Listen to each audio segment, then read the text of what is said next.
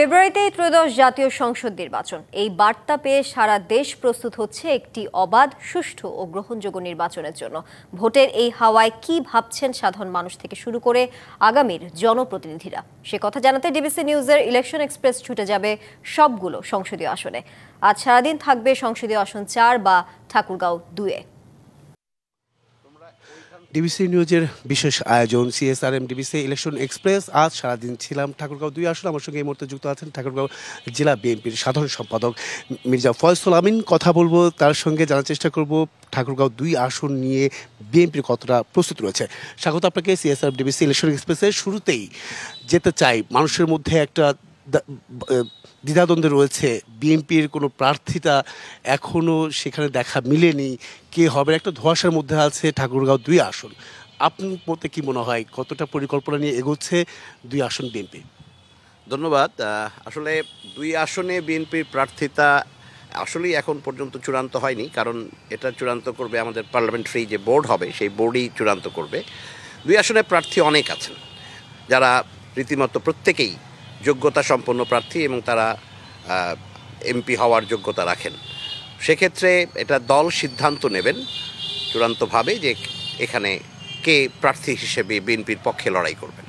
যারা সেখানে 2 আসনে, আমি সারাদিন আজকে ঘুরেছি, সেখানে বিভিন্ন যে নেতাকর্মীরা রয়েছেন বিএনপির পক্ষ থেকে, প্রত্যেকের জনগণের পক্ষ থেকে সকলের দাবি যে তিনি সেখানে মহাসচিব মির্জা ফখরুল ইসলাম আলমগীর তিনি থাকবেন, সেই প্রত্যাশা কিন্তু করছেন সবাই।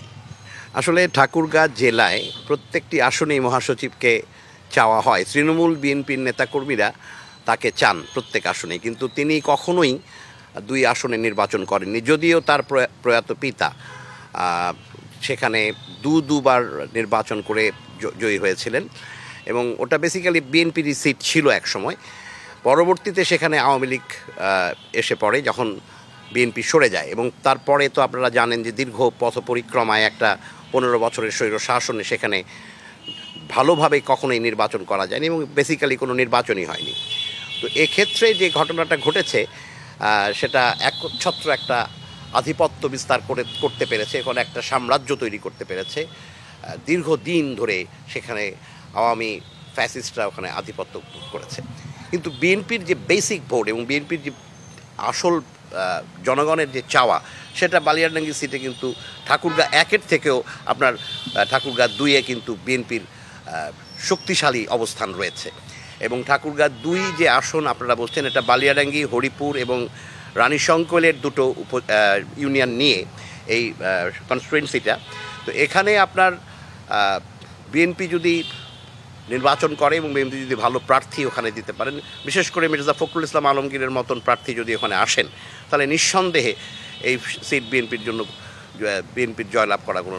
সেক্ষেত্রে তিনি যদি রাজি না হন, আপনাকে যদি দেওয়া হয়, সেক্ষেত্রে আপনি কি করবেন? আমি মনে করি বিএনপির সবাই সেখানে, বিএনপির যারা প্রার্থী আছেন, শুধু আমি নই, বিএনপির যারা যোগ্যতা সম্পন্ন প্রার্থী, তাদের যে কাউকেই দিলে বালিয়াডাঙ্গি সিট নিঃসন্দেহে, আপনার হরিপুর বালিয়াডাঙ্গি যে সিটটা আমাদের ঠাকুরগাঁও 2 আসন, এই সিটে জয়লাভ করার সম্ভাবনা ব্যাপক।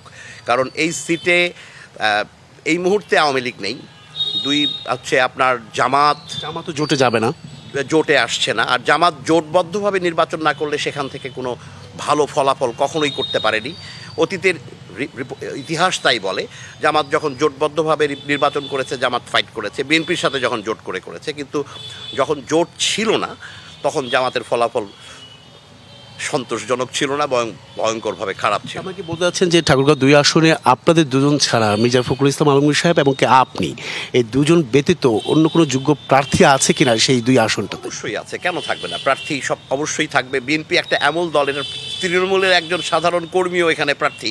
এটা বিএনপি একটা এমন দল, এটা খালেদা জিয়ার দল, এটা জিয়াউর রহমানের দল, এটা অ্যাক্টিং চেয়ারপারসন তারেক রহমানের দল। এখানে প্রতিটি কর্মী যোগ্যতা সম্পন্ন বলে আমি মনে করি যে বিএনপির সিট নিতে হবে না। এখানে আমাদের যে নেতৃবৃন্দ আছেন, যারা তারেক সাহেব এবং আপনার আমাদের ম্যাডাম খালেদা জিয়া এবং বিএনপির মহাসচিব শহীদ প্রেসিডেন্ট রাষ্ট্রপতি, এই নেতৃত্বের কারণেই এই ধানের শীষের যে ক্রেজ আছে, সেটা এই সিটে অতীতেও দেখা গেছে এবং আগামী তো দেখা যাবে বলে। ছোট করে প্রশ্ন করবো, ছোট করে উত্তর দেবেন, সময় সংক্ষিপ্ত। সেটা হচ্ছে 2 আসনের জন্য কি কি উন্নয়ন বা প্রতিশ্রুতি নিয়ে যাবে বিএনপি মানুষের কাছে?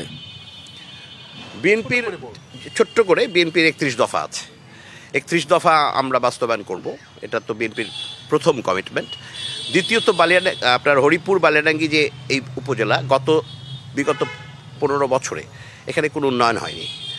সাধারণ মানুষের কাছে যেটা সবচেয়ে বড় প্রত্যাশা, এখানকার যোগাযোগ ব্যবস্থা, এখানকার হেলথ সেক্টর, এডুকেশন সেক্টর, এটাকে ঢেলে সাজাতে হবে এবং একজন দক্ষ পরিকল্পনার মধ্য দিয়ে এটাকে আপনাকে একটা সমাধানের মধ্যে আনতে হবে। অসংখ্য ধন্যবাদ, আমাদের সঙ্গে এতক্ষণ যুক্ত ছিলেন। পরবর্তীতে আগামীকাল থাকছে ঠাকুরগাঁও 3 আসন, সেখানে তুলে ধরা হবে বিভিন্ন রাজনৈতিক দলের তৃণমূল পর্যায়ের নেতাকর্মীরা কি ভাবছেন আগামী নির্বাচনকে কেন্দ্র করে, সেসব বিষয়ের সঙ্গে থাকুন CSRM DBC ইলেকশন এক্সপ্রেস।